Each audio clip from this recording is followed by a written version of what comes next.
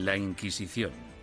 La Iglesia la inventó para salvar almas humanas. Sin embargo, acabó produciendo un sufrimiento humano inenarrable. La palabra Inquisición conlleva imágenes de tortura y crueldad. La tortura se utilizaba simplemente para sonsacar confesiones. Entre sus víctimas se incluyen Juana de Arco y Galileo. Pero ¿sabemos realmente qué sucedió y por qué? Básicamente, todo lo que se ha afirmado sobre la Inquisición es erróneo por defecto. Y es erróneo porque nunca hubo acceso a la realidad que se escondía detrás de la Inquisición. La Inquisición. Ciudad del Vaticano, octubre de 1998. En una petición de examen de conciencia sin precedentes y en honor al año jubileo 2000, el Papa Juan Pablo II convoca a un tribunal especial de historiadores y académicos para celebrar un simposio sobre lo que él mismo denominó una fase tormentosa en la historia de la Iglesia, que hoy en día se conoce como la Inquisición. Para ayudar al tribunal en su investigación, el Papa anuncia la apertura pública de los archivos secretos de la Inquisición, unos archivos que habían estado fuera del alcance de los académicos durante casi 200 años. El pontífice, de 79 años de edad, se enfrenta así a una de las cuestiones más cruciales en su trayectoria. ¿Debería la Iglesia Católica pedir disculpas por los pecados cometidos durante la Inquisición? El tema es un polvorín de controversia, incluso entre los historiadores. Yo creo firmemente que esta disculpa era innecesaria, porque la Iglesia no fue responsable de la mayoría de las persecuciones que hemos tenido en el pasado europeo. La Iglesia sí tiene alguna responsabilidad desde un punto de vista histórico. Fuera lo que fuere lo que la Inquisición hizo mal, no se puede decir que no fuera responsabilidad del papado. Todos los académicos deben afrontar una cuestión central y perturbadora. ¿Cómo pudo una institución como la Iglesia convertirse en el instrumento a través del cual se destruyeron miles de vidas humanas durante 6 siglos? La primera respuesta implica comprender que nunca hubo una única y todopoderosa Inquisición, sino más bien instituciones independientes en España, Portugal e Italia. Lo que compartían era un oscuro y perpetuo miedo, el miedo a la herejía religiosa.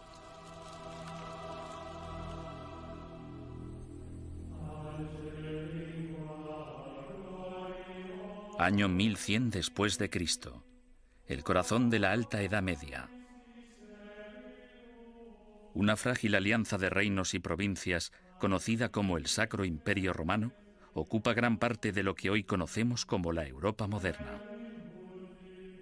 Tras la conversión del emperador Constantino al cristianismo y durante casi 800 años, la religión considerada antaño como una secta insurgente se convirtió en la única fe legal, penetrando en todos los niveles de la vida personal, social y política.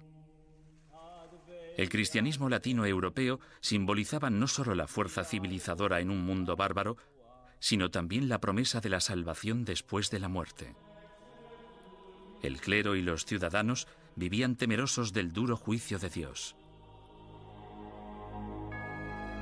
Con todo, seguía habiendo disidentes que se atrevían a desafiar la sagrada doctrina cristiana. La Iglesia tachó a estos rebeldes de pecadores o herejes. El estar equivocado en relación al dogma de la Iglesia no te hace hereje porque existen muchos dogmas religiosos. Lo que te convierte en hereje es que las autoridades eclesiásticas te informen de que no estás en lo cierto e insistir en tus convicciones ante esa autoridad. La palabra herejía proviene del latín airesis, que significa elección. Alrededor del siglo XII, herejía cobra un significado mucho más amenazante. Se convierte en un peligro mortal para la sociedad y para el hombre en una traición a Dios. Según el derecho civil, los criminales acusados de traición serán castigados con la muerte y sus bienes serán confiscados. ¿Qué otro motivo es necesario para que aquellos que ofendieron a Jesús, Hijo del Señor, sean expulsados de la comunión cristiana y privados de sus bienes? Papa Inocencio III. A pesar de la posición inamovible de la Iglesia en considerar esto un delito, los grupos de pensamiento libre siguieron emergiendo e insistiendo en interpretar a Dios a su manera. Entre dichos grupos se encontraban los valdenses, predicadores itinerantes que erraban por el sur de Francia y el norte de Italia, viviendo en apostólica pobreza. El atractivo de los valdenses parece que fue su visión de un cristianismo simplificado, de la habilidad de todos para predicar si se poseía la inspiración del Espíritu, sin importar si se era clérigo o no. La Iglesia insistía que cualquiera que quisiera dedicarse a la predicación pública debía ser acreditado por el obispo de su diócesis. Cuando los valdenses se negaron a dejar de predicar, el Papa Lucio III emitió un edicto, conocido como Bula Papal, que tachaba el movimiento de hereje y excomulgaba a todos sus seguidores. La herejía se contemplaba como una amenaza a la comunidad cristiana. Era algo que podía perturbar a la gente, y no solo perturbar, sino que podía enajenar a toda la sociedad de la fe. Por eso era tan importante luchar contra ella. Los valdenses fueron suaves en comparación con los herejes más radicales, los cátaros. Los cátaros veían su fe como la única verdadera y se mostraban completamente hostiles ante la Iglesia establecida, a la que consideraban perniciosa. Los cátaros llamaban a sus sacerdotes perfecti o buenos cristianos. Comprometidos con una vida de estricta abstinencia, los sacerdotes no podían mentir, blasfemar, comer carne ni mantener relaciones sexuales. Acusaban a la Iglesia organizada de abusar cada vez más de su poder clerical. La austeridad de los perfecti cátaros parecía, en comparación, sumamente atractiva. En ese sentido, era una vergüenza para la Iglesia que existiera un grupo capaz de vivir realmente de acuerdo con la fe de Cristo y sus apóstoles, mientras que los abogados y administradores de la Iglesia vivían como grandes príncipes. Alrededor del siglo XIII, Europa era un foco de herejía. Al sur de Francia floreció el catarismo. La tensión aumentó hasta que una conspiración cátara asesinó a un representante papal que predicaba en la región del Languedoc en el año 1208. Ultrajado, el Papa Inocencio III reclamó una nueva cruzada en contra de los herejes. Lo que hizo fue básicamente pedir a la nobleza del norte de Francia que se trasladara al sur del país y que convenciera a los nobles de la región, que no perseguían al movimiento cátaro, de que lo hicieran y que propiciaran las condiciones adecuadas para erradicar a los cátaros del mundo rural. El Papa denomina esta guerra santa contra sus semejantes cristianos la Cruzada Albigense, en honor a la catedral francesa de la ciudad de Albi. Las atrocidades que cometieron sus cruzados del norte se convirtieron en legendarias. Los perfecti cátaros, fácilmente identificables por sus atuendos negros, eran asesinados en el acto. Los perfecti no intentaron esconderse, en parte porque la muerte les liberaba de este terrible mundo material en el que el dios mezquino les había sumergido. Tenían una tímida tendencia al martirio. Sin embargo, tras años de matanzas, los astutos perfecti decidieron desprenderse de su atuendo distintivo y camuflarse gradualmente. A pesar del celibato, incluso empezaron a viajar con mujeres afirmando que eran sus esposas. El Papa Inocencio III volvía a enfrentarse al mismo rompecabezas del principio. El objetivo de la Iglesia era esparcir la salvación y un hereje muerto solo era bueno para el diablo. El pontífice en apuros consideró el sistema judicial del momento. El procedimiento habitual, el acusatorio, forzaba a la parte injuriada a hacer una acusación pública. Si la parte acusadora no conseguía probar su caso, entonces ésta era castigada del mismo modo en que habrían castigado al acusado. Este proceso hacía que incluso los que tenían una queja real se mostraran reacios a presentar una acusación. Inocencio III se dio cuenta de que esas reglas no servirían para su objetivo a largo plazo. En el año 1215, el Papa congregó a todos los líderes cristianos en el Cuarto Concilio de Letrán, celebrado en Roma. Inocencio utilizó el encuentro para anunciar sus nuevas normas para la persecución de herejes y clérigos descarriados. La Santa Inquisición había nacido.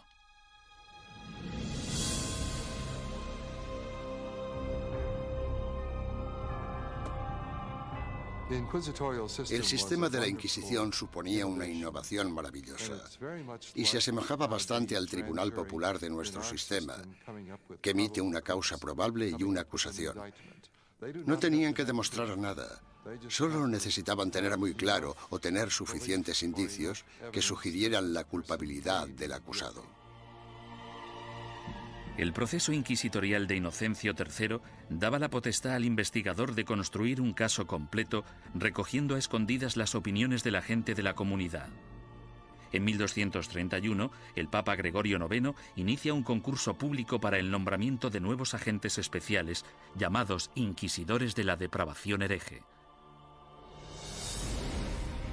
Es el amanecer de la Inquisición medieval, que empieza con una venganza. El objetivo de la Inquisición es acabar con la herejía, y acabar con la herejía significa acabar con los herejes. El Papa Inocencio III fracasó en su intento de eliminar a los cátaros, la secta más poderosa del sur de Francia. Sin embargo, en 1231, su sucesor, el Papa Gregorio IX, tramó un plan para volcar todo el poder del nuevo sistema legal de la Inquisición contra ellos. El Papa nombró a muchos sacerdotes y frailes inquisidores y los mandó a tierras germanas y francesas para que acabaran con los criminales religiosos. Los herejes que rehusaron retractarse de sus creencias y continuaron predicándolas fueron quemados en la hoguera. Si fracasaban, los herejes iban al infierno. El objetivo de todo esto era salvar a tanta gente como fuera posible, pero había que hacer ciertas cosas si se querían salvar muchas vidas. El Papa Gregorio pronto se percató de que encontrar a un buen inquisidor era muy difícil. Los más entusiastas a menudo eran fanáticos fuera de control. Conrad de Marburg, el más célebre de los primeros inquisidores, convenció a Gregorio IX de que había descubierto una secta secreta alemana llamada los luciferinos. El modus operandi de Conrad consistía en reclutar a una pandilla de linchamiento, arrestar a los supuestos herejes y ofrecerles dos opciones: retractarse o arder vivos.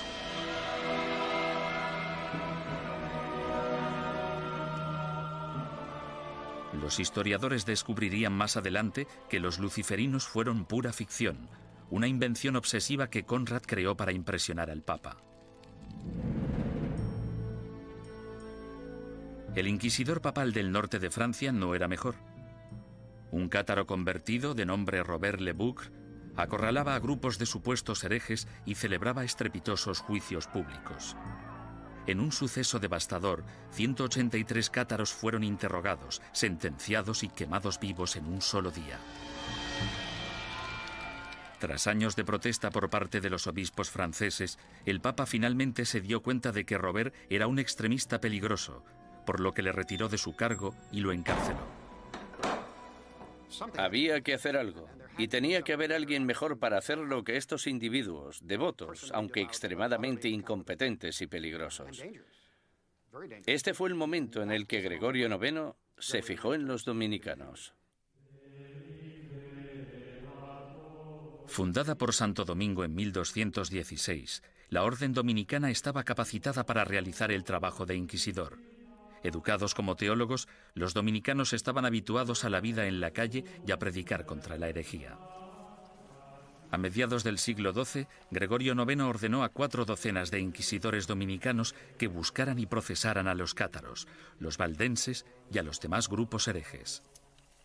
El pontífice anunció de forma oficial a sus obispos la llegada de los inquisidores a los burgos y pueblos de Francia, Italia, Alemania y España. Ordenamos que se les reciba amablemente y que se les trate con honor, dándoles buenos consejos, ayuda y apoyo, de tal modo que puedan realizar la tarea que les ha sido encomendada. En esta carta, Gregorio IX pedía a sus obispos mucho más que simple hospitalidad. En su búsqueda de herejes, los inquisidores papales necesitaban confiar en información interna, rumores y otras habladurías recogidas gracias a una red informal de clérigos informadores que trabajaban como espías.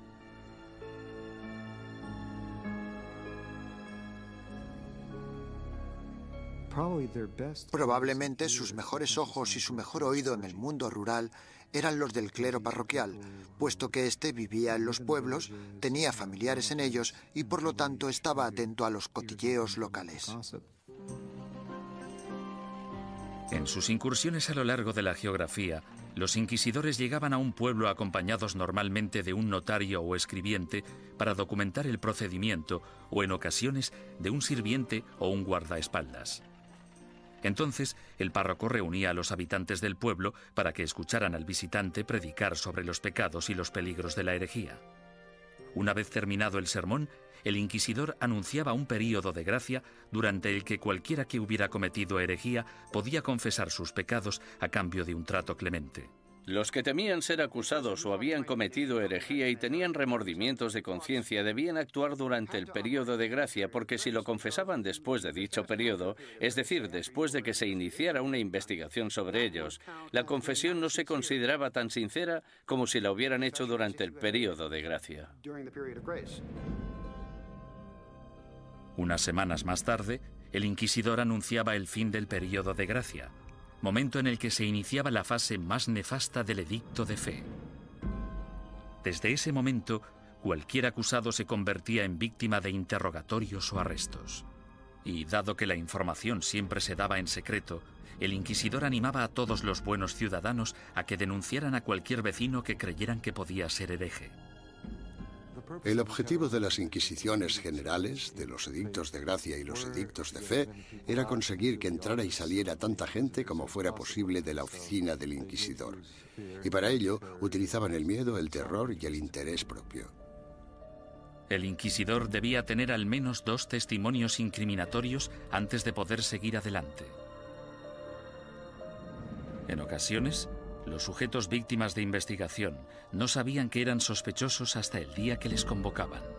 Durante el procedimiento inquisitorial, la mayoría de las pruebas se recopilaban antes de que tuvieras conciencia de que había una investigación en marcha. Cuando te informaban del caso, la investigación ya había finalizado. Bastante diferente al sistema actual. Conscientes del peligro de las acusaciones falsas o maliciosas, los inquisidores intentaban diferenciar las mentiras de la verdad. Cuando hacían subir al estrado a un acusado por primera vez, le hacían nombrar a todos sus enemigos. Si alguno de esos nombres coincidía con cualquiera de los nombres de la lista de testigos, el inquisidor debía desestimar ese testimonio. Sin embargo, las protecciones legales se acababan aquí. El acusado nunca llegaba a saber el nombre de quienes le acusaban, ni tampoco los motivos por los que se le acusaba. Era muy complicado demostrar tu inocencia una vez acusado por los inquisidores. Incluso los sospechosos que confesaban haber cometido herejía no podrían reconciliarse con la Iglesia hasta que dieran nombres e información de otros supuestos herejes. Si obstaculizaban la investigación, se arriesgaban a sentencias de cárcel y a perder todas sus propiedades. Si no cooperabas, los inquisidores podían reducir tu ración de comida y encadenarte a la pared. Por tanto, el principal método para conseguir que la gente confesara era simplemente encerrarlos durante largos periodos de tiempo y dejarles reflexionar. ¿Cómo llevaban los inquisidores su trabajo tan en secreto? Han sobrevivido algunos manuales prácticos dándonos una aproximación fascinante a ese período. Uno de ellos, llamado Conducta de interrogación relacionada con la depravación hereje, fue escrito por un inquisidor retirado, Bernard Guy, en el año 1324.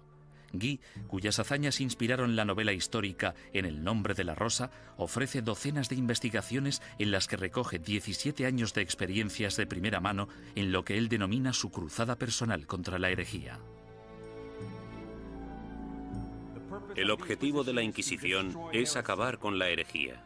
Y para acabar con la herejía, debemos acabar con los herejes. Bernard Guy, 1324. Los inquisidores se consideraban realmente una organización de combate. Eran bastante conscientes de que existían herejes y simpatizantes por todas partes y estaban muy motivados para deshacerse de ellos. En 1376, el inquisidor Nicolás Aymeric de Aragón escribió el libro Directorium Inquisitorium. En él describía la tenacidad y el compromiso que debía tener un inquisidor de los siglos XIV y XV, e incluso incluyó una lista práctica de trucos inteligentes utilizados para engañar a los sospechosos para que confesaran. Uno de los trucos que me asombró fue el de sentarse con una vitela pequeña en las rodillas y mirarla y comprobarla mientras la persona da su testimonio. Luego, en algún punto dices, no, lo que estás diciendo no puede ser verdad. Está clarísimo que no me estás diciendo la verdad. Y entonces el sospechoso, sometido al interrogatorio, piensa que lo que tienes es la declaración de otra persona cuando en realidad solo tienes una vitela en blanco.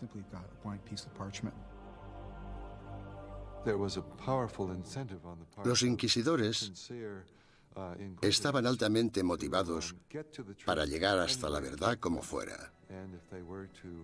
Y si era necesario, pisotear algunos derechos de los acusados, pues se hacía en nombre de la verdad. Existe otro aspecto espeluznante en el trabajo del inquisidor: la tortura. En la Edad Media se consideraba un método aceptable para la detección de mentiras siempre que hubiera razones suficientes para justificarla. En el siglo XX, cuando hablamos de tortura, pensamos en violencia física para obligar a la gente a decir la verdad. En aquel entonces, se trataba de un método para averiguar si el acusado estaba diciendo la verdad.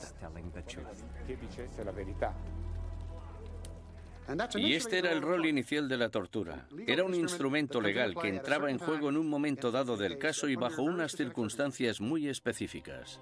Antes de 1252, la Iglesia prohibía a los inquisidores que utilizaran la tortura en sus investigaciones. Pero tras el asesinato del inquisidor Pedro Mártir en Lombardía a manos de los cátaros, el Papa Inocencio IV abrió la veda y dejó que métodos antiquísimos, en especial la tortura, entraran en la lucha contra la herejía. El oficial o párroco debe obtener de todos los herejes que capture una confesión mediante la tortura, pues de hecho son todos ladrones y asesinos de almas. Papa Inocencio IV. Por lo tanto, la tortura no fue algo inventado por los inquisidores. En este caso, solo seguían los dictámenes de la ley. La tortura se destinaba a dos tipos de prisioneros: los que se negaban a retractarse y los que parecían saber más de lo que contaban. Los inquisidores escogían la técnica de la tortura, pero dejaban el trabajo en manos de torturadores profesionales, expertos en causar dolor. Para empezar, debían describir la tortura a la persona. Luego debían mostrar los instrumentos de la tortura al acusado. Y tras dar 3 o 4 pasos como estos, el acusado sufría alguno de esos métodos de tortura. Sin embargo, dicho acusado podía decir en cualquier momento: ya he tenido suficiente. La estrapada era uno de los métodos de tortura más populares en la Edad Media y el Renacimiento. Las manos del acusado se le ataban a la espalda y a una cuerda que se colgaba de una viga en el techo.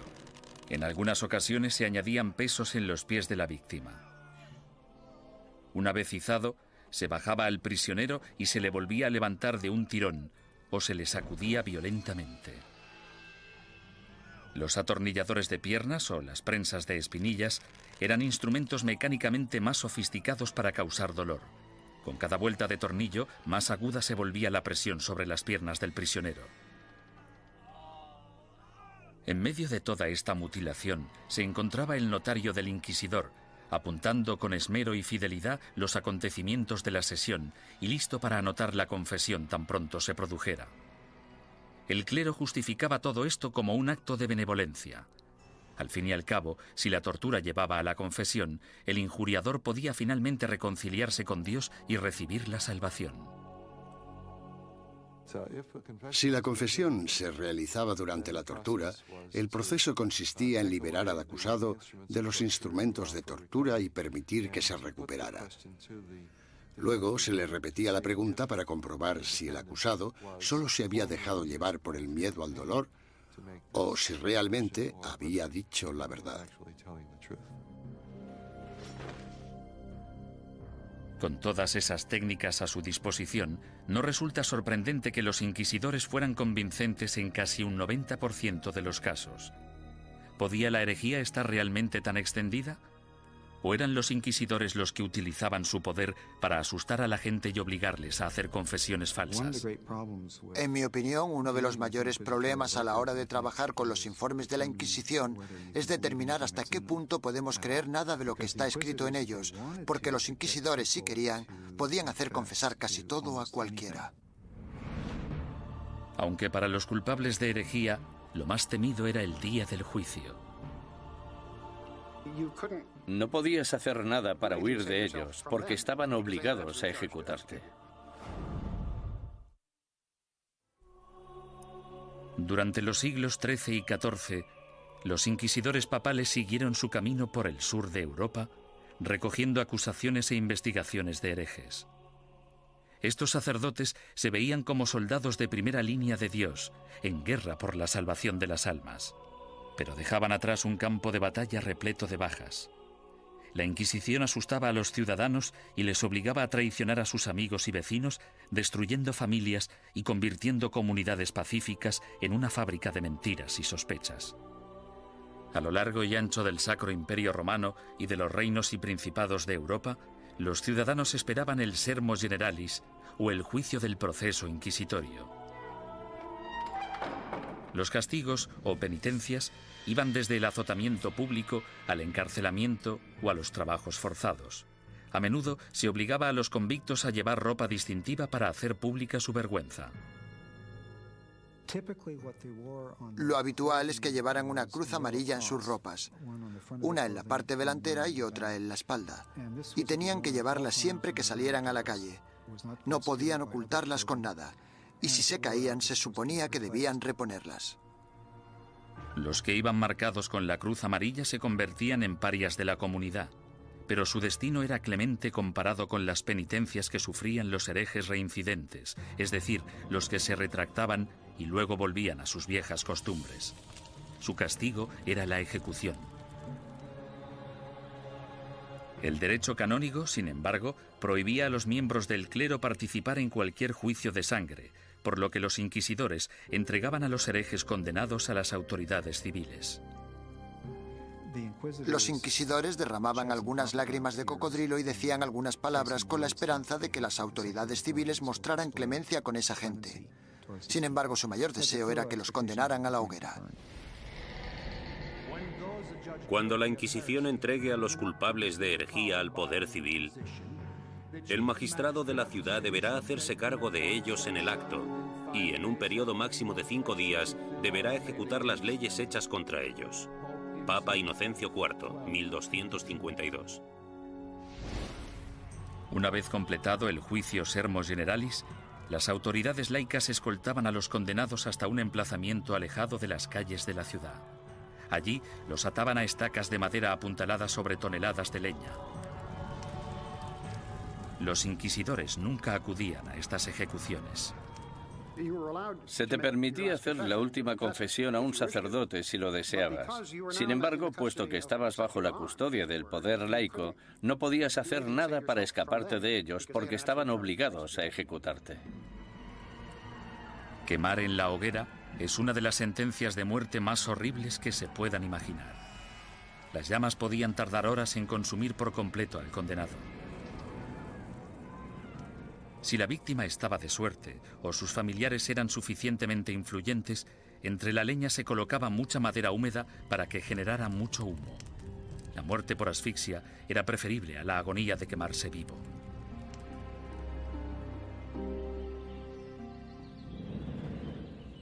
Ni siquiera la muerte podía liberarte de las garras de la Inquisición. En ocasiones, personas que habían muerto hacía años recibían acusaciones post-mortem y eran condenadas por herejía. Se saqueaban sus tumbas y se lanzaban sus restos a la hoguera. Desgraciadamente para la familia del fallecido, lo peor aún estaba por llegar. Las autoridades civiles confiscaban automáticamente todas las propiedades de los herejes fallecidos, dejando desvalidos a sus esposas e hijos sin importar su lealtad religiosa. La mañana siguiente a una ejecución a menudo atraía a los coleccionistas de reliquias, basureros que acudían con sacos a barrer las cenizas en busca de piezas de cadáveres. En la mayoría de los casos no se trataba ni de necrófagos ni de locos. Normalmente eran los que creían que aquellos que morían ejecutados eran mártires y merecían ser venerados. Mucha gente pensaba que los herejes eran buenos cristianos y los inquisidores gente malvada, por tanto podía darse un contraataque.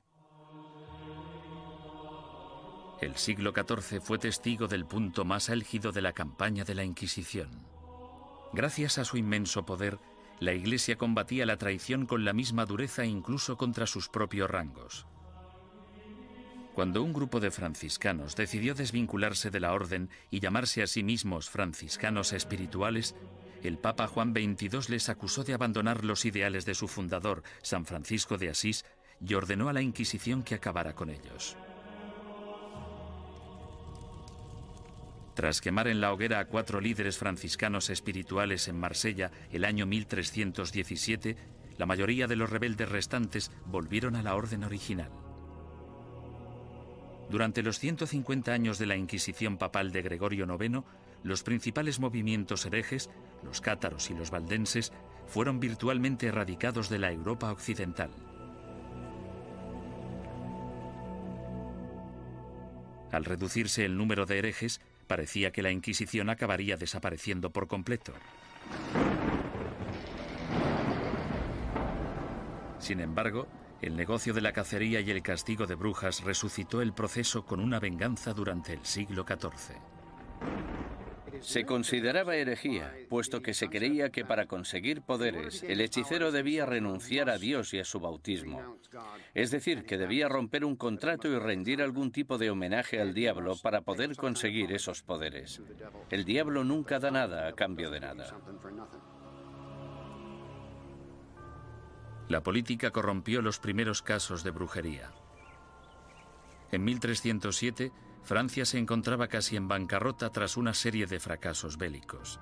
Su rey, Felipe el Hermoso, envidiaba las riquezas y las propiedades que poseían los caballeros templarios, una orden de poderosos monjes guerreros que se formó durante la primera cruzada a Tierra Santa. El rey Felipe los acusó falsamente de brujería, y durante los 7 años siguientes se torturaron y encarcelaron o quemaron en la hoguera a miles de templarios por toda Europa. Ningún historiador moderno cree que los templarios fueran objetivamente culpables de los cargos que se les imputaron: sodomía, adoración al diablo, herejía, etcétera, etcétera. En mi opinión, esto fue una verdadera manipulación cínica del proceso por parte de Felipe el Hermoso, y supone uno de los ejemplos más espeluznantes de hasta qué punto podían llegar a pervertirse los procedimientos inquisitoriales. Un siglo después, tras su triunfo sobre los ingleses en Orleans, Juana de Arco fue capturada y encarcelada por sus enemigos, que temían su creciente poder político. La entregaron al Tribunal Inquisitorial, organismo que utilizaron como instrumento en su contra. Los que acusaban a Juana defendían que las voces que ella consideraba su inspiración eran las voces del diablo y que sus premoniciones eran brujería. Juana fue condenada y murió en vehemente agonía. La nueva herejía de brujería diabólica parecía muy peligrosa tanto para la Inquisición como para las autoridades civiles, y engendró el manual práctico más relevante e influyente de todos. Publicado en 1486, Malleus Maleficarum, o el martillo de las brujas, proporcionaba apoyo teológico, consejos legales y varias técnicas para acusar, torturar y sentenciar a las brujas. Se trata de un documento infame, puesto que crea la imagen arquetípica de la mujer bruja, además de ser una de las obras de todo el mundo literario que muestra más abiertamente su misoginia. Cuando una mujer piensa por sí misma, solo piensa en cosas malas. Como son más débiles de cuerpo y alma, no resulta sorprendente que puedan sucumbir al hechizo de la brujería. Toda brujería procede de la lujuria carnal que en las mujeres es insaciable. Malleus Maleficarum. La historia ha demostrado que uno de los autores de Malleus Maleficarum, un inquisidor de nombre Heinrich Kramer, tenía ciertos problemas para controlar su propia insaciable lujuria carnal. En el año 1485, Kramer fue acusado de llevar a cabo una inquisición en la región de Innsbruck, lo que ahora es Austria. Él mismo se buscó los problemas porque la mayoría de los interrogados eran mujeres y las preguntas tenían relación con sus actividades sexuales. Alarmado por la manifiesta obsesión sexual de Kramer, el obispo ordenó que destituyeran al inquisidor y que liberaran a todos sus prisioneros. 2 años más tarde apareció Malleus Maleficarum. Nació de la frustración de Kramer por la experiencia de Innsbruck y de la furiosa misoginia que sufría. Durante los siguientes 200 años, el Malleus Maleficarum se convirtió en un bestseller y llegó a ser publicado en 4 lenguas distintas. Estaba destinado a convertirse en la principal fuente de inspiración de los cazadores de brujas laicos, católicos y protestantes que aterrorizarían Europa y Norteamérica durante los siglos XVII y XVIII. Durante el siglo XV, sin una nueva política ni postura por parte del papado, la Inquisición empezó a desvanecerse poco a poco. Por lo general, los tribunales inquisitoriales se mantenían en activo solo si un inquisidor en particular quería seguir persiguiendo la herejía. Si no quería, no pasaba nada. Y así fue como los tribunales fueron perdiendo fuerza. Sin embargo, en España, la astucia política del rey y la devoción de la reina se apoderaron del proceso inquisitorio e hicieron que su aterrador poder recayera en su propia gente. El número de personas que se quemaban vivas en una misma hoguera era pasmoso, incluso para los estándares actuales.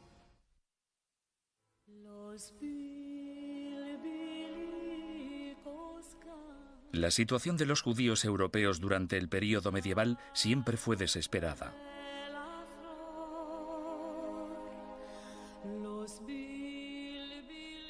Expulsados de una nación tras otra, a partir del siglo IV, algunos finalmente se establecieron en España. Prosperaron viviendo y trabajando en relativa armonía tanto con musulmanes como con cristianos. Pero a finales del siglo XIV, una serie de problemas económicos y levantamientos sociales despertaron antiguos prejuicios. En las décadas de 1380 y 1390, amotinamientos en contra de los judíos provocaron el incendio de sinagogas y el asesinato de miles de judíos. La solución de las autoridades españolas fue expulsar del país a todos los judíos que no se convirtieran al cristianismo.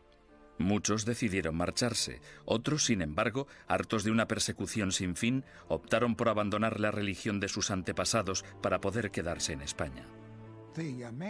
La conversión en masa de los judíos el año 1391 en España es casi única en la historia judía.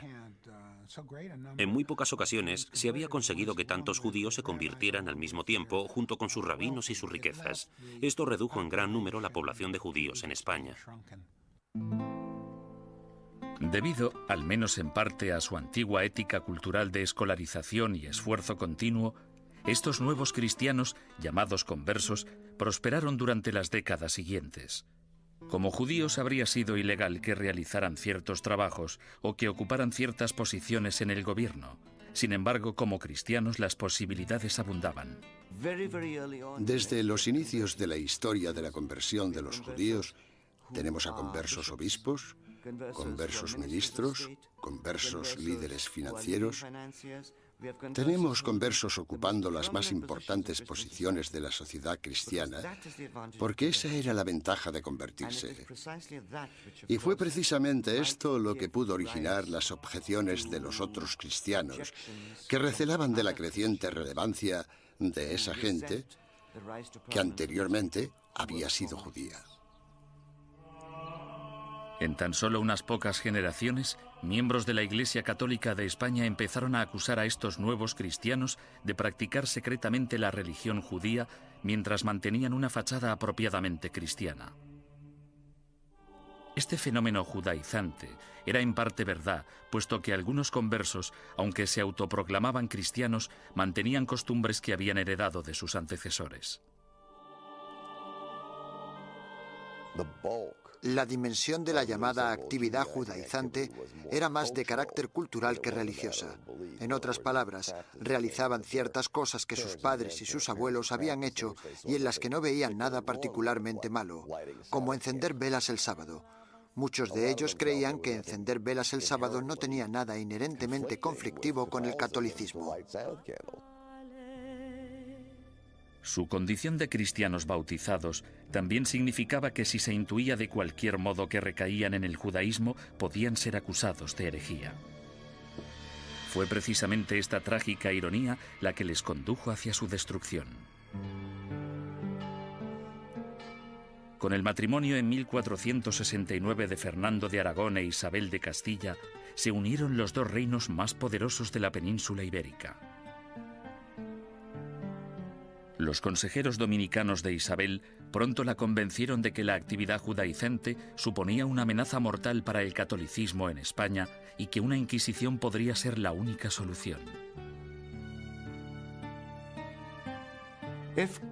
Si el clero pedía una Inquisición, no era solo porque fueran fanáticos, sino porque sabían perfectamente que detrás de ellos tenían a muchos seguidores muy fieles que tenían conciencia del problema tal y como lo percibían. El rey Fernando, astuto estratega político, vio que una alianza con la Iglesia Católica podía beneficiar a España en muchos sentidos. Aparentemente, Fernando tenía otros planes en mente. Apoderarse de las riquezas de los conversos.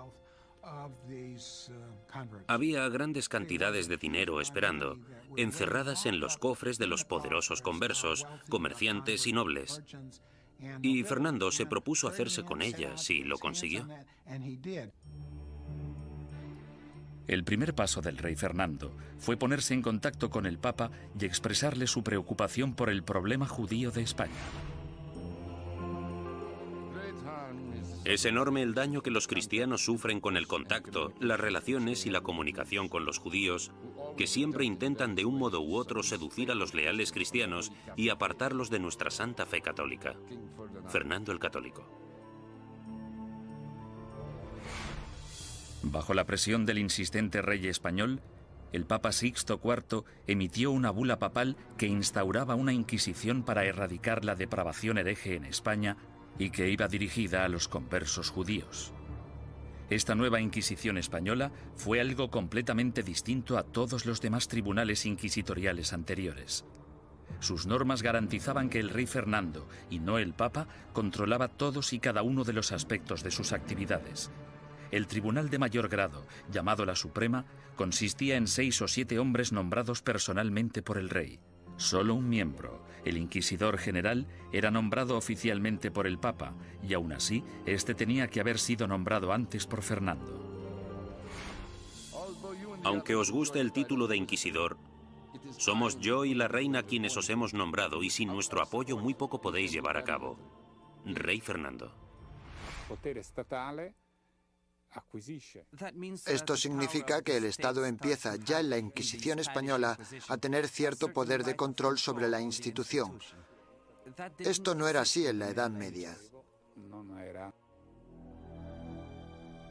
El 6 de febrero de 1481 se celebró el primer auto de fe en Sevilla. En este acto, que se convertiría en el símbolo de la Inquisición española, un centenar de hombres y mujeres conversos fueron acusados de practicar secretamente la religión judía y juzgados ante la Iglesia. 6 de ellos pagaron el más alto precio. Fueron quemados en la hoguera. En mitad del auto siempre se celebraba una ceremonia. Los dominicanos elegían a sus mejores oradores, los que tenían la voz más fuerte, y en ocasiones los sermones duraban media hora, 1, 2 horas. Los participantes eran despojados de toda dignidad. Se les afeitaba la cabeza, desnudaban a las mujeres y a los hombres, se afeitaba la barba a los hombres. En España, la virilidad de un hombre residía en su barba, por lo que afeitarla resultaba muy desagradable. La idea de la ceremonia era humillar a los penitentes y mostrar a la congregación cuál era el castigo por cometer herejía. Incluso los que no habían recibido mucha educación o no estaban interesados en las sutilezas teológicas, ni muy seguros de los credos y las plegarias que recitaban, sabían perfectamente qué sucedía en cada momento en un auto de fe. Era un espectáculo aterrador cuyo objetivo era poner unos límites en la mente de las personas sobre lo que podían decir, pensar y creer.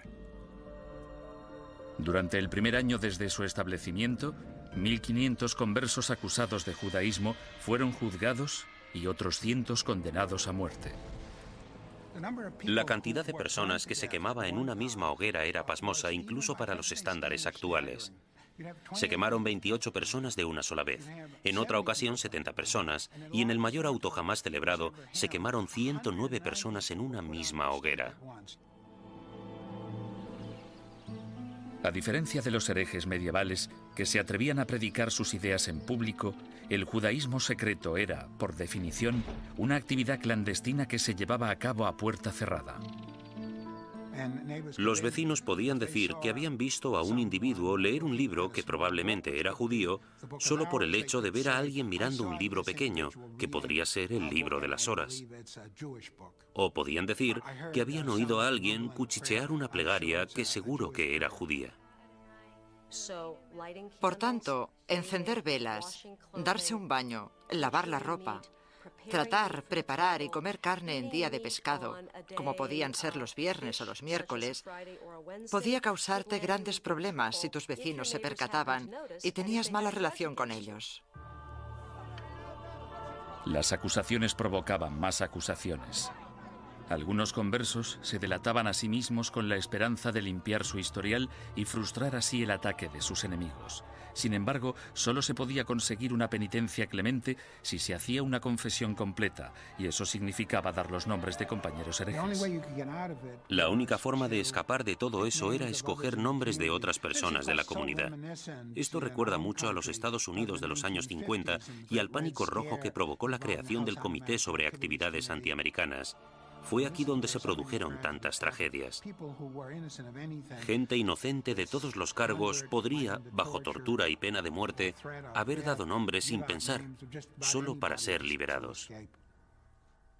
Si consideramos a Fernando e Isabel como los arquitectos de la Inquisición española, su contratista fue sin duda Tomás de Torquemada, el primer inquisidor general.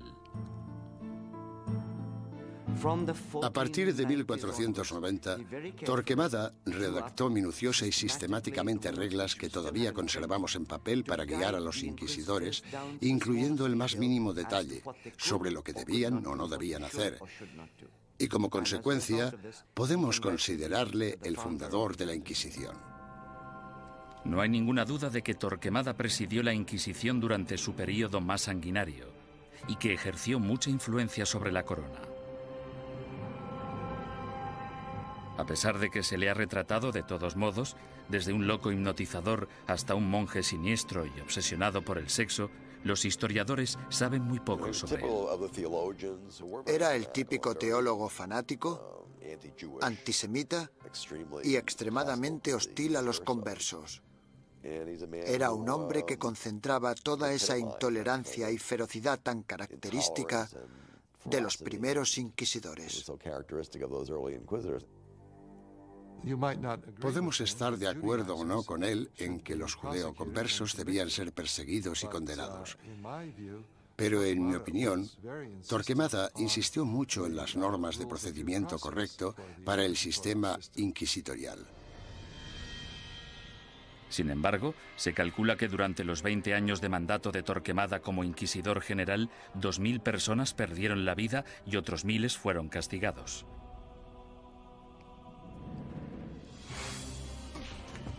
A ello se le sumó un alocado complot de asesinato que selló el destino de los judeoconversos españoles y aseguró el papel de la Inquisición en España durante los siguientes 200 años. Los judíos no ganaban nada convirtiéndose. La situación social no cambió en ningún sentido. Solo podía empeorar para la gente de origen judío. 5 años después de su nacimiento, la Inquisición se encontraba en plena forma, ganándose a pulso su temible reputación. Los conversos españoles, los judíos convertidos al catolicismo, no podían acudir a ningún lado en busca de justicia. Tanto la Iglesia como las autoridades civiles seguían la misma lógica aplastante.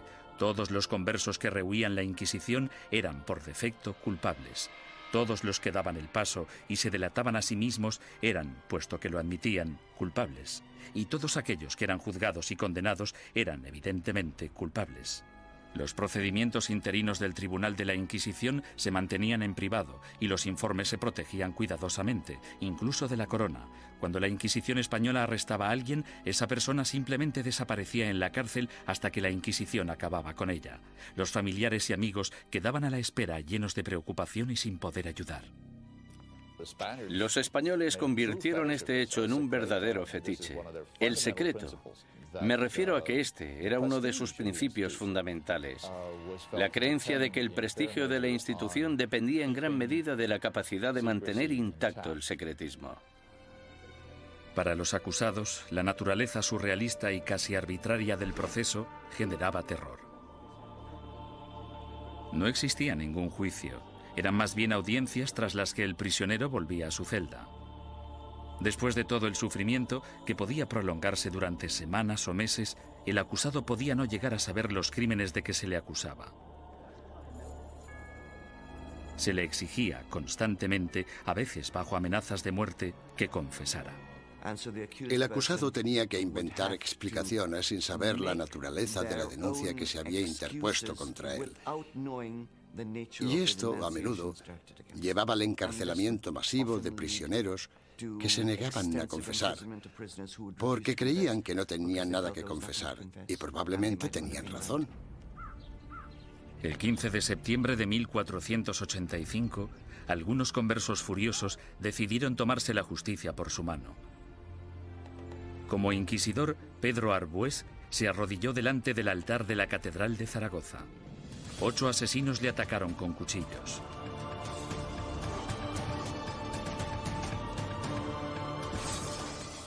Arbués murió al día siguiente, y con él la esperanza de todos los conversos españoles, pues el desdichado complot hizo que los judíos perdieran la simpatía pública para siempre y garantizó a la Inquisición un lugar en la sociedad española durante las generaciones venideras.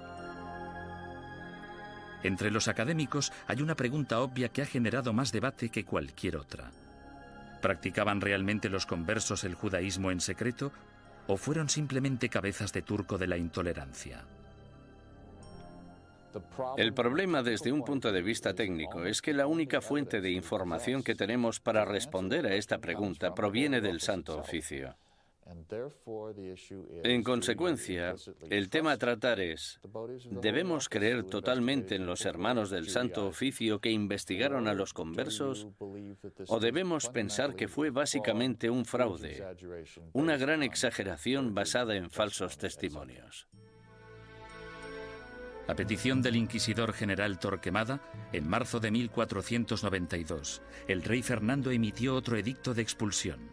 Se daba a los judíos 4 meses para aceptar el bautismo o abandonar España. Durante los meses siguientes, casi la mitad de la población judía de España, unas 40.000 personas, abandonó el país. Los demás se quedaron y se convirtieron al cristianismo. Simplemente cayeron en la misma trampa que habían tendido a sus antepasados judíos hacía 100 años. Por tanto, los judíos no ganaban nada convirtiéndose. La situación social no cambió en ningún sentido. Solo podía ir a peor para la gente de origen judío. No lloréis a vuestra partida, pues vosotros tenéis que beber vuestra propia muerte de un sorbo, mientras que nosotros tenemos que quedar atrás, entre esta gente malvada, recibiendo la muerte de ellos cada día. Juan de León, judío español converso. En 1499, la orden de expulsión se amplía para incluir a todos los musulmanes no convertidos de España. Durante los casi 25 años siguientes, una serie de rebeliones, expulsiones y bautismos forzados generan otra clase social de nuevos conversos al cristianismo, los moriscos. Lo que tenemos aquí es el mismo escenario que el de los conversos. Un grupo de gente que pertenecía a otra cultura y a otra religión y que ahora eran teóricamente cristianos. Esta era una situación hecha a medida que la Inquisición utilizó para apartar a los musulmanes y hacerles practicar el cristianismo. Las persecuciones de moriscos se triplicaron durante los siguientes 100 años. Sin embargo, estos no pudieron o no quisieron adaptarse. Finalmente, en 1609, las autoridades españolas decidieron que los moriscos eran imposibles de convertir y los expulsó a todos. El odio por la Inquisición española era tan intenso entre los musulmanes como entre los judíos.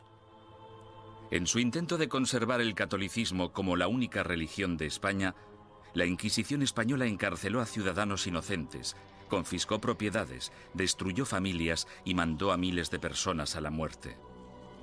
Lo que no utilizó muy a menudo, según los historiadores, es lo que la ha hecho tan famosa: la tortura.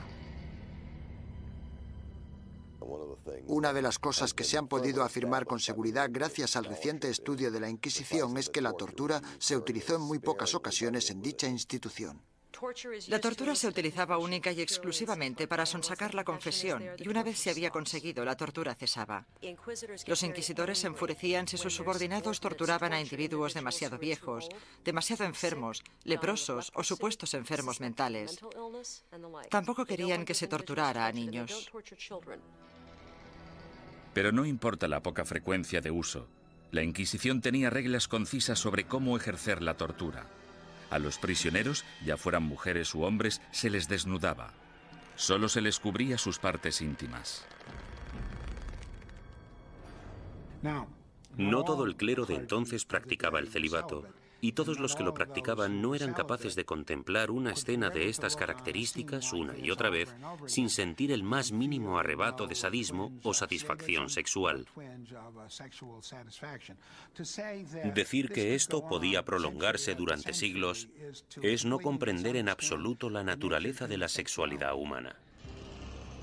La garrucha, versión modernizada de la estrapada medieval, se convirtió en el método de tortura más común. El potro, probablemente el instrumento de tortura más famoso de todos, también era muy efectivo, aunque tenía algunos inconvenientes. Su uso no podía prolongarse porque una de las reglas vitales de la tortura era que la Inquisición no podía derramar sangre. Si se vertía una gota de sangre, la tortura debía suspenderse. La toca, o tortura con agua, se convirtió en la favorita de los inquisidores españoles. Durante el terrible sufrimiento, la boca del prisionero se mantenía abierta a la fuerza y se introducía una pieza de ropa por la garganta. Luego se vertía agua por la garganta, de modo que la pieza de ropa quedaba empapada y provocaba al prisionero violentos espasmos. Durante la Inquisición española, la tortura no podía aplicarse más de 3 veces y nunca durante más de 15 minutos. Las afirmaciones que hacían los prisioneros no eran legales, a no ser que las ratificaran 24 horas después, lejos de la sala de tortura. Hubo inquisidores que rompieron las reglas, aunque lo hicieron por ignorancia, más que por malicia. El buen juez debe hacer caso omiso de los gritos, lloros, suspiros, temblores o del dolor del acusado. Y toda tortura debe realizarse con tal cuidado que el acusado no se vuelva loco, ni quede herido, lesionado ni indebidamente angustiado. J. Damunder, testigo ocular de las torturas. Se les pedía que siguieran las normas del libro, eso era todo. Yo no he encontrado, sinceramente, demasiados indicios de que se rompieran dichas normas. Me refiero a que tal vez estaban más dispuestos a seguir los procedimientos que los policías de hoy en día. La Inquisición española realizó algunas innovaciones en el área del castigo. La cruz amarilla que llevaban los herejes medievales en sus vestimentas evolucionó hasta un atuendo llamado San Benito. Estas ropas debían vestirse en el juicio conocido como el auto de fe o acto de fe, y luego por encima de la ropa de calle mientras durara la penitencia. La gente que iba por la calle era objetivo de todo tipo de comentarios sarcásticos. Los niños les tiraban piedras, todo esto hacía muy difícil poder ganarse la vida. Ni tan siquiera la muerte liberaba al hereje de la vergüenza. El hábito con el que se enterraba al difunto se colgaba en la parroquia del lugar para recordar a todo el mundo en la ciudad que esa persona y su familia estaban relacionados con la herejía.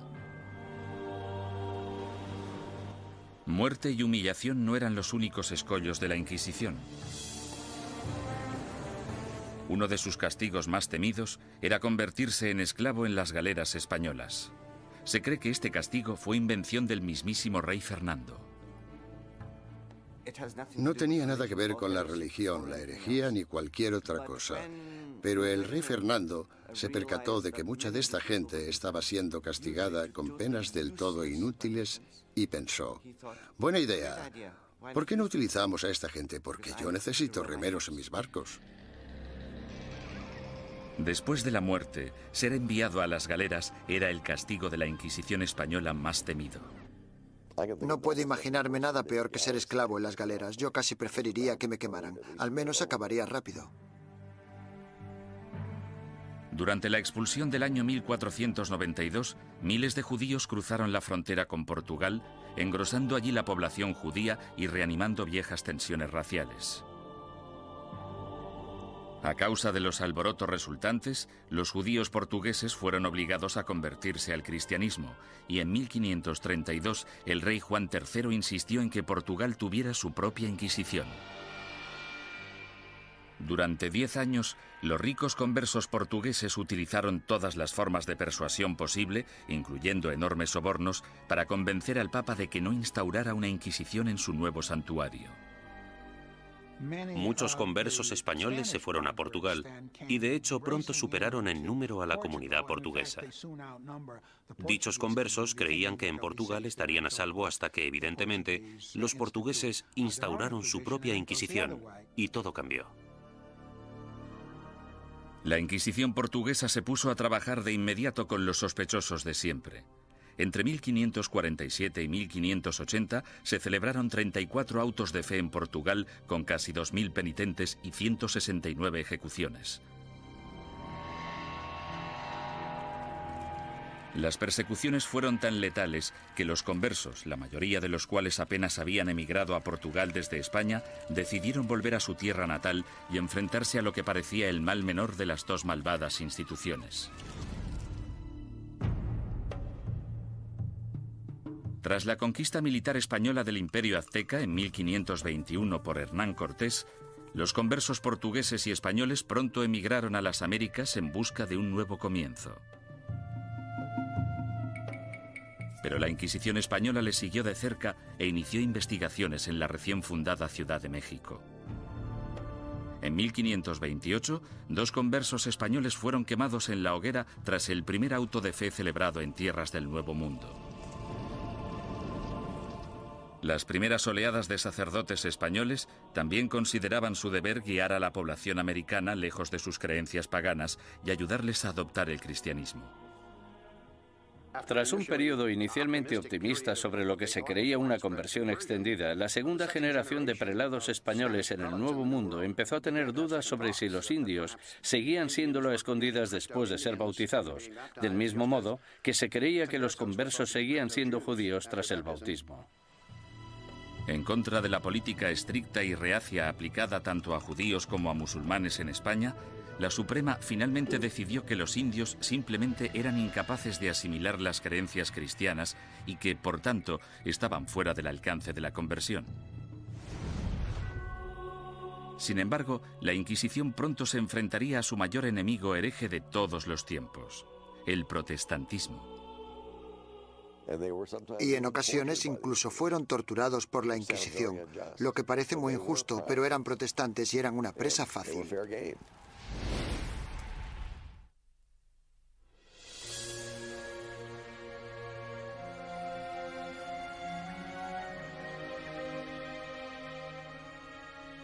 Al mismo tiempo que las inquisiciones española y portuguesa arremataban su azote contra los musulmanes y los judíos herejes, otra amenaza apareció en escena. En 1517, un sacerdote alemán llamado Martín Lutero dejó su famoso tratado, las 95 tesis, a las puertas de la iglesia de Wittenberg. Se trataba de un ataque acerbo a la Iglesia católica. ¿No es cierto que bajo el vasto cielo no existe nada más corrupto, más pestilente y más odioso que la corte de Roma? La que una vez tuvo las llaves del cielo, ahora es una especie de boca abierta hacia el infierno. Martín Lutero.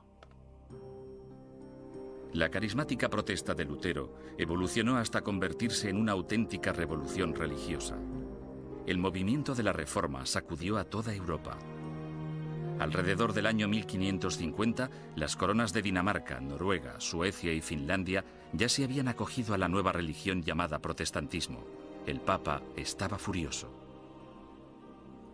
La forma en la que se contemplaba desde Estados Unidos la amenaza soviética de los años 50 y 60 sería muy parecida a la forma en la que Roma en aquel entonces contemplaba la amenaza protestante. Con sus ajetreados puertos y su extensa red europea de comercio, era solo cuestión de tiempo que las ideas protestantes empezaran a viajar hacia la España católica. En 1577, dos grupos independientes de adinerados protestantes convertidos fueron descubiertos y arrestados en Sevilla y en Valladolid. Estos arrestos de finales de 1550 fueron terribles para la administración inquisitorial y para el gobierno real, puesto que muchos de los sospechosos ocupaban altos cargos en la burocracia gubernamental. El descubrimiento de dos organizaciones protestantes en dos de las mayores ciudades de España causó oleadas de pánico por todo el país católico. El rey español Carlos V, que había dedicado los últimos 30 años a la lucha contra el protestantismo en Alemania, exigió una purga rápida y despiadada. Su aliado en Roma, el Papa Pablo IV, volcó todo el poder de la Iglesia en el ataque contra el protestantismo y emitió una bula papal sin precedentes en la que permitía a la Santa Oficina Española ejecutar a los ofensores que cometían un crimen por primera vez e incluso a los que se arrepentían. Según mis conocimientos, esta es la única vez en toda la historia de las Inquisiciones española, romana o portuguesa en que los acusados, que por primera vez admitían estar arrepentidos de sus errores doctrinales, eran igualmente condenados a muerte.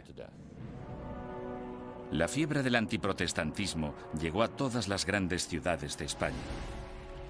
Fueron quemados en la hoguera sacerdotes, monjas, soldados ingleses e incluso 3 niños que murieron junto con sus madres.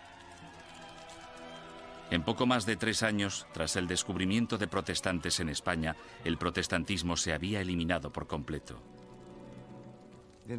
Nunca reaparecieron. España se caracteriza por no tener protestantes. El sangriento ataque a los protestantes entre los años 1559 y 1562 también marcó el punto más álgido de la ceremonia del auto de fe en términos de asistencia, pomposidad y pura teatralidad. Anticipándose a los juicios de cientos de protestantes herejes, el inquisidor general Fernando Valdés se propuso deliberadamente modernizar el auto de fe de forma grandilocuente. Los costes aumentaron astronómicamente. Llevaron al tribunal inquisitorial a la bancarrota, de modo que tuvieron que ir reduciendo miembros y empezaron a amontonar prisioneros para poder conseguir un auto realmente bueno y tener suficiente gente para quemar en las ceremonias. España eliminó sistemáticamente a todos los protestantes. Sin embargo, los inquisidores permanecieron alerta ante cualquier amenaza hereje del exterior. A lo largo del siglo XVI, los viajeros protestantes que venían a España, incluso dignatarios extranjeros, cayeron en las despiadadas garras de la Inquisición. La Inquisición arrestó a marineros y comerciantes extranjeros. En ocasiones incluso llegó a torturarlos, lo que es muy injusto, pero eran protestantes y eran una presa fácil.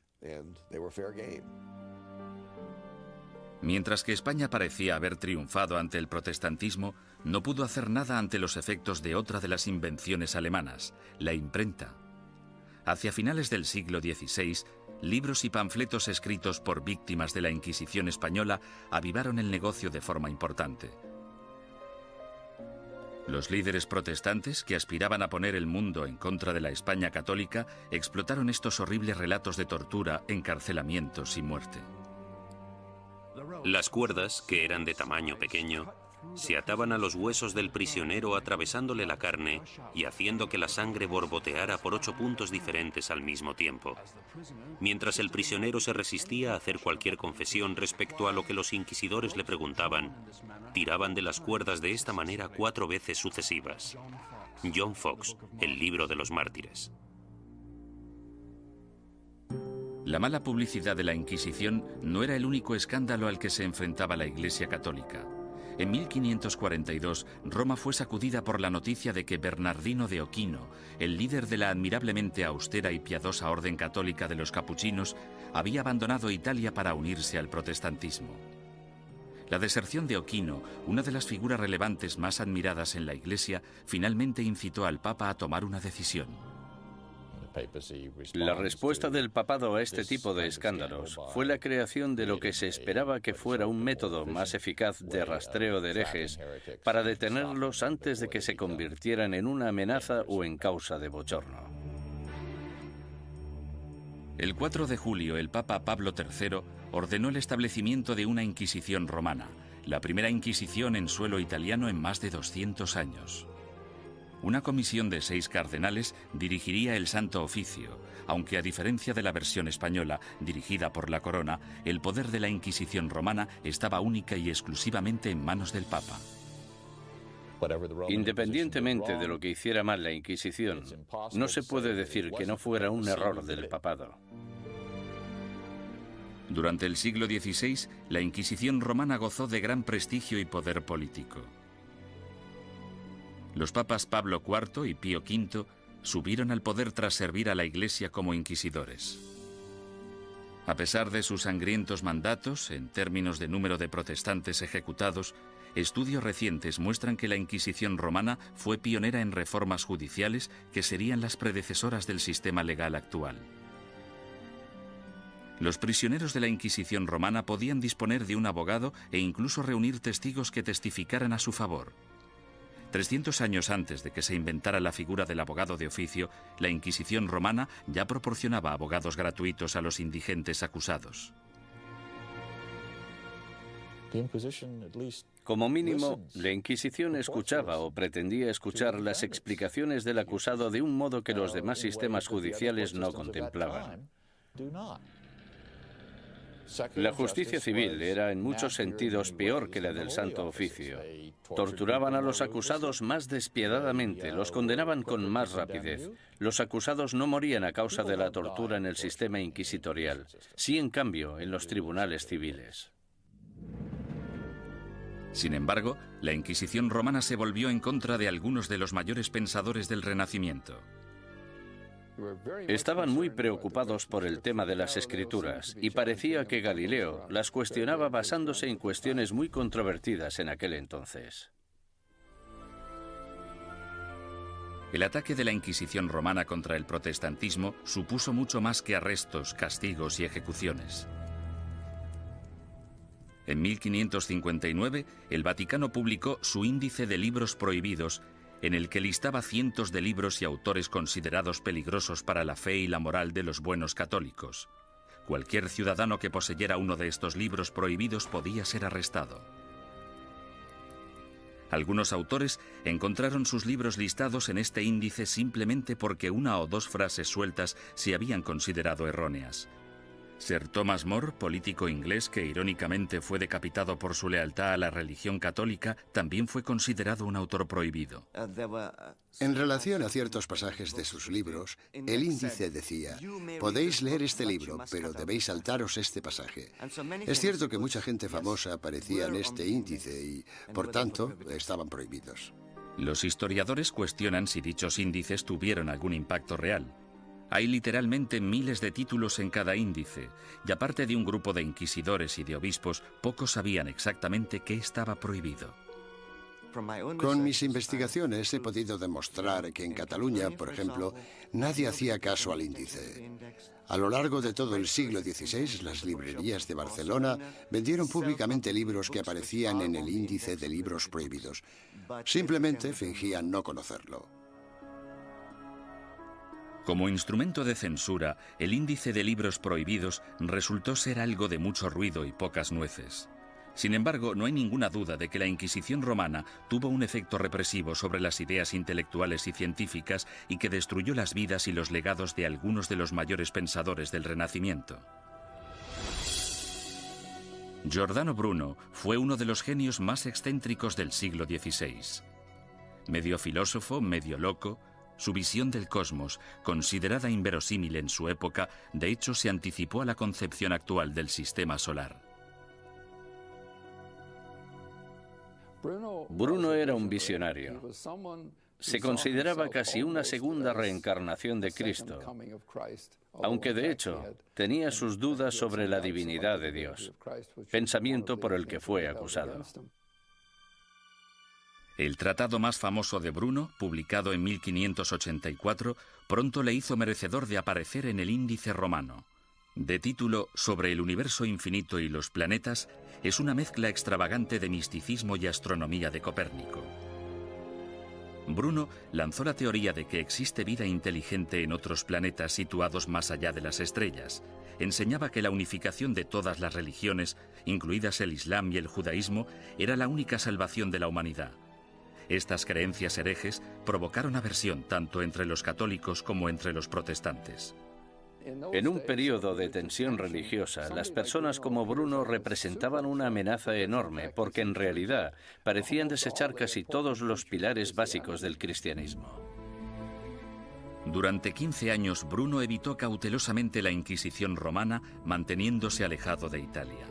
Sin embargo, en 1591, un rico mecenas le convenció para viajar hasta Venecia y una vez allí le traicionó denunciándole ante el Santo Oficio. El encarcelamiento y el juicio de Bruno duraron 7 años, durante los que el tribunal romano llegó prácticamente a implorarle que abandonara sus creencias herejes. Él se negó.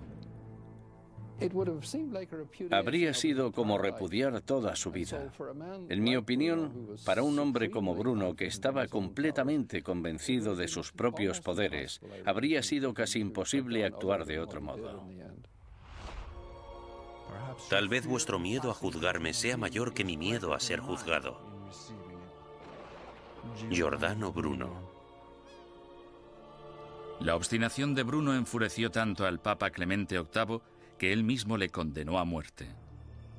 El 8 de febrero de 1600, Bruno fue conducido al campo dei Fiori, en pleno corazón de Roma, y fue quemado vivo. En la actualidad, una estatua en su honor, erigida en el año 1829, marca el lugar de los hechos. Otro intelectual renacentista, Galileo Galilei, también desató la ira de la Inquisición. Cuando construyó el primero de sus famosos telescopios en el año 1609, Galileo ya era un físico y profesor de matemáticas de fama mundial. En 1613 publicó 2 libros más, Mensajero Celestial y Manchas Solares, en los que defendía la teoría de Copérnico, según la cual la Tierra no solo gira sobre sí misma, sino que además da una vuelta anual alrededor del Sol. Oficiales ultrajados de la Inquisición denunciaron las creencias de Galileo y citaron numerosos pasajes de las Santas Escrituras que describen la Tierra como centro estático del universo.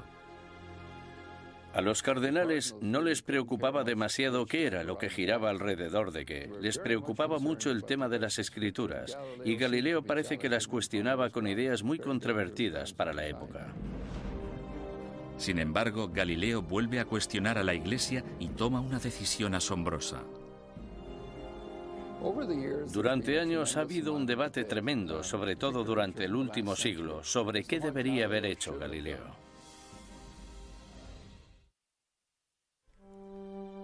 En 1616, Galileo evitó ser juzgado y castigado por la Inquisición romana cuando aceptó dejar de enseñar sus rompedoras teorías planetarias. Con todo, 16 años después, alentado por el hecho de que su viejo amigo y admirador, el cardenal Barberini, se convirtió en el Papa Urbano VIII, el célebre científico publicó un nuevo manifiesto en el que reforzaba sus antiguas ideas. En esta ocasión, Galileo no calculó bien sus pasos, pues no solo produjo pánico en la Inquisición, sino que también provocó la ira de su antiguo aliado, el Papa. En mi opinión fue ese factor, la aversión personal, la oposición personal del Papa, lo que en gran parte hizo que el Santo Oficio procediera como lo hizo. Tenía una gran influencia. Galileo fue acusado de herejía. En enero de 1633, tras redactar sus últimas voluntades y su testamento, el astrónomo de 68 años viajó a Roma para enfrentarse a la Inquisición. Le hicieron todo tipo de preguntas. ¿Cómo escribiste un libro como este? ¿Por qué? ¿No defiendes en él una visión que ha sido tachada de contraria a las Escrituras? Galileo siguió manteniendo su inocencia, lo que probablemente no fue una buena estrategia dadas las circunstancias del juicio. Tras 3 meses de interrogatorio por parte de la Inquisición, en los que le amenazaron con torturarle, llegaron a un acuerdo.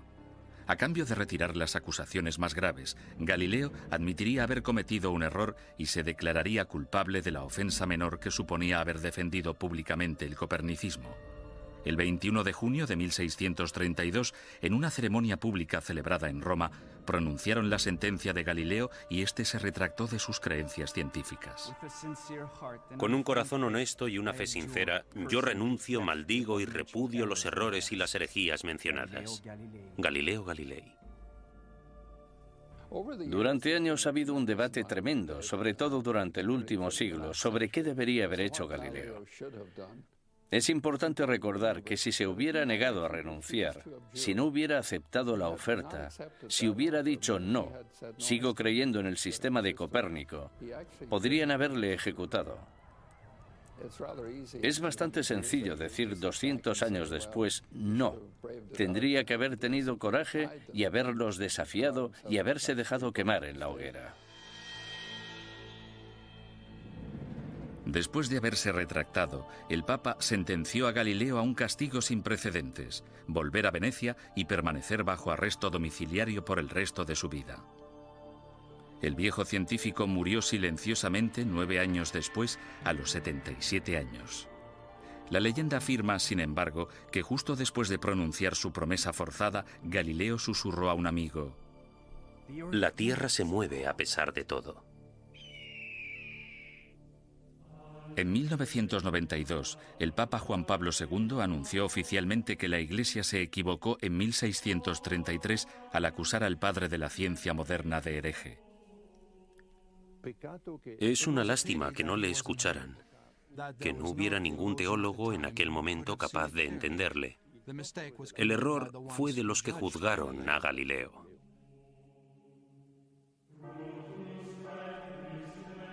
Los siglos XVII y XVIII fueron un período de declive para todas las inquisiciones.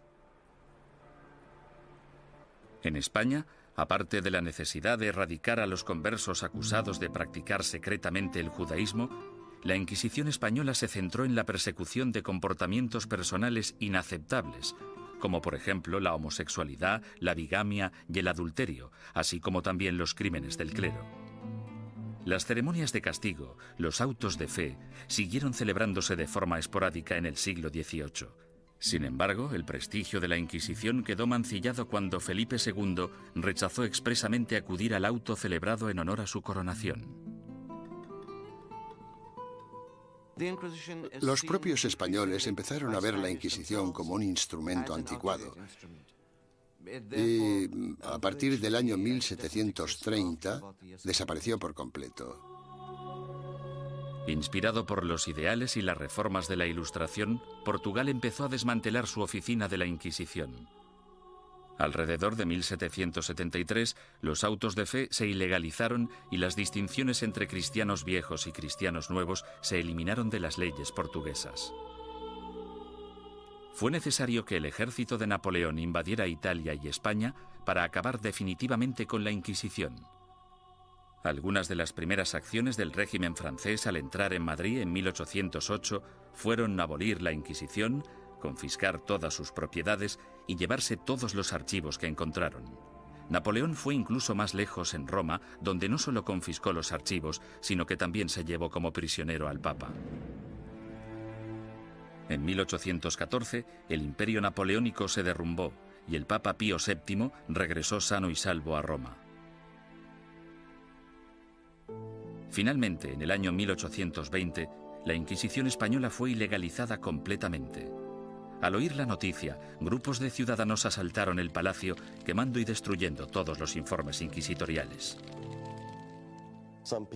Algunas personas cuyos familiares habían sido juzgados no querían que se supiera. Por eso los robaron y los destruyeron. A pesar de la aplastante realidad, el papado se negó a admitir que el final de la Inquisición era inevitable. La Inquisición romana continuó ejerciendo teóricamente, no en la práctica, durante los siguientes 150 años.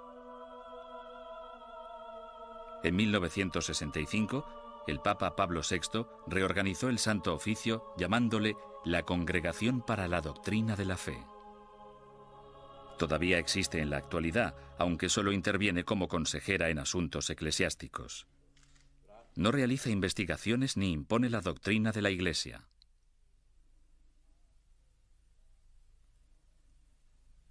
Desde la caída definitiva de la Inquisición, son incontables los mitos y testimonios inexactos que han surgido sobre su objetivo y sus prácticas. Los descubrimientos realizados en documentos nunca vistos, así como en los archivos de la Inquisición abiertos por el Vaticano recientemente, han ayudado a desbancar algunos de ellos. Por ejemplo, se ha podido demostrar que algunos recuentos de personas quemadas en la hoguera eran enormemente exagerados. La gente decía que se habían quemado 200 personas. De esas 200, quizá 3 fueran reales y 197 imaginarias. Poco a poco hemos podido fijar los números reales de las personas que fueron ejecutadas. Han sido necesarios muchos siglos para comprender que algo estaba mal. Debemos tener en cuenta el contexto y la mentalidad.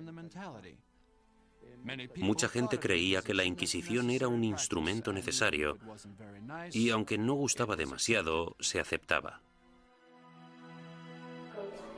Sin embargo, otros eruditos advierten que una visión revisionista de la Inquisición nos podría estar llevando demasiado lejos en la dirección errónea. Era una institución malvada. Si se mira todo en conjunto, yo diría que la Inquisición fue exactamente como la han descrito y que no necesitamos un lavado de cara de la Inquisición más de lo que necesitamos una revisión del Holocausto.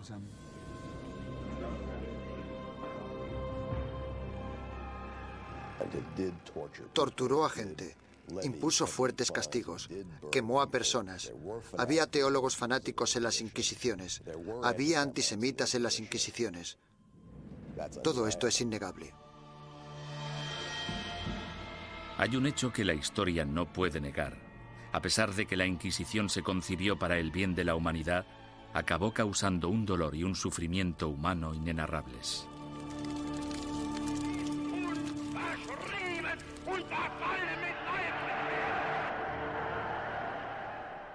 Las Inquisiciones existieron durante casi 6 siglos y lucharon por la necesidad de un grupo de imponer sus ideas sobre las de los demás. Esa necesidad sigue existiendo en la actualidad.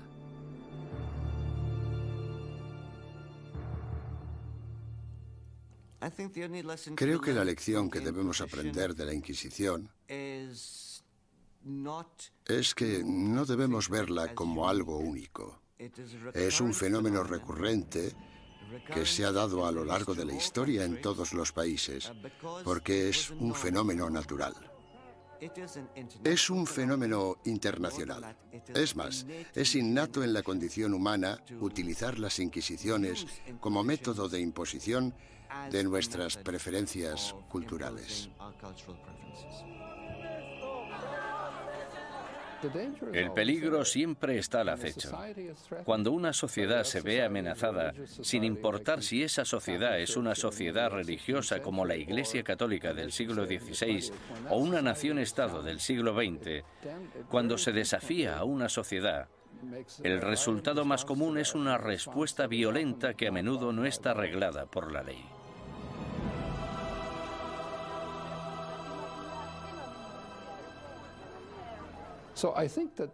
Por lo tanto, creo que esta reacción ante la amenaza es tan antigua como la humanidad y, sin duda alguna, perdurará en el futuro.